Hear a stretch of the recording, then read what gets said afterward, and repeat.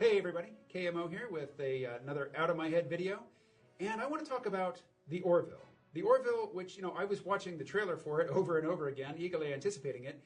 Fox cut that trailer together, making it look like this is going to be Family Guy in space, or a sort of Galaxy Quest, gag-a-minute send-up of Star Trek, and it's not that at all. But I'm really happy with what we got. Rather than a parody or send-up of Star Trek, what we have from Seth MacFarlane and the Orville really is a spiritual successor to Star Trek, something that we really need. Whereas with Star Trek Discovery, it seems like CBS wants to create a Game of Thrones in space, which is to say a mature program which abandons the sort of episodic story structure of Star Trek and goes for a big, intricate, sprawling, multi-partied power struggle, which is spiced up with lots of mature content. Now, when I think of entertainment programming as being mature, I think of it as being something that is intellectually challenging and which is relevant to the concerns of adults. But in TV speak, mature just means that it's got the sort of stuff in it that we used to try to shield from the eyes of children, which is to say explicit sex and graphic violence. Now, don't get me wrong. I love Game of Thrones, which is everything that I've just described. But that's not what Star Trek has been, and I'm really not interested in seeing Star Trek try to become Game of Thrones. Seth MacFarlane did an impromptu interview in which he was talking about the Orville and his intentions with creating the series. He said, "There's a certain kind of aspirational, hopeful, optimistic sci-fi that hasn't really been done in 15 or 20 years. I mean, Star Trek did it for a long time, and then they evolved into something different. And so it left open that space for that thing that we all used to love so much, and that's what I'm trying to recapture, while at the same time putting a brand new spin on it with some ingredients that no one's ever seen before."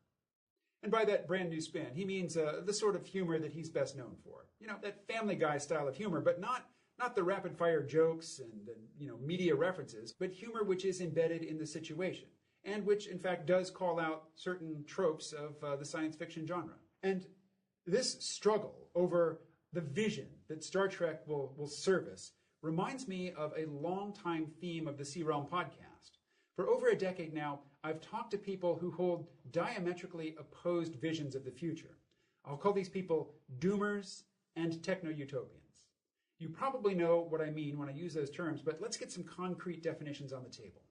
If you do a Google search for doomer, you'll find that a doomer is a researcher of current and near-term trends who believes that global problems of ecological exhaustion, such as overpopulation, climate change, pollution, and especially peak oil, will cause the collapse of industrial civilization and a significant human population die-off. Techno-utopians, on the other hand, are people who believe that advances in science and technology could and should bring about a utopia, or at least help to fulfill one or another utopian ideal.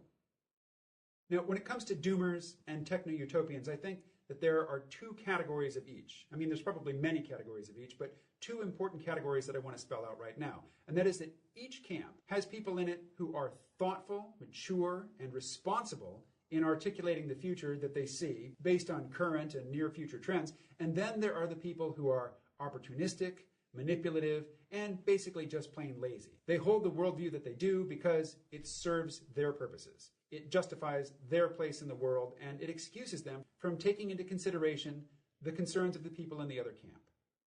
Now, I have found that doomers who are at all willing to look at or try to inhabit the worldview of techno-utopians are about as rare as hen's teeth. But on the techno-utopian side, you'll find plenty of examples of people who are basically facile techno-utopians in that they simply refuse to consider the concerns of the doomers or give them any significant amount of thought. They just wave them away, saying technology and human ingenuity will resolve these problems in due course, and we really don't have to worry about them. And then there are the techno-utopians who take all of the concerns of the doomers into account and still hold a positive long-term vision for human civilization. So this is a contrast between the Silicon Valley types who really seem like their optimism is primarily a justification for the unequal distribution of wealth and the benefits of technology. And then there is a different, more mature and responsible sort of techno-utopianism as exemplified by Star Trek.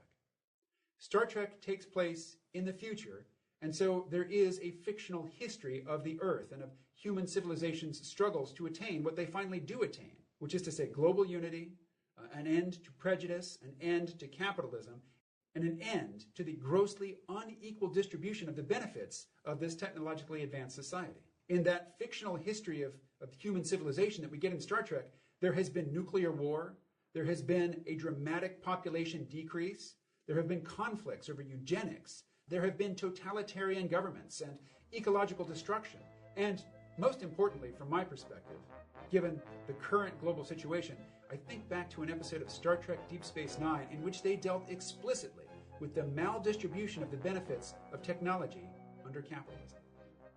The current keepers of the Star Trek intellectual property for television, which is to say CBS at the moment, seem to have abandoned that space of thoughtful optimism about the future, and Seth MacFarlane has stepped up to fill that role. Thank you, Seth MacFarlane. Live long,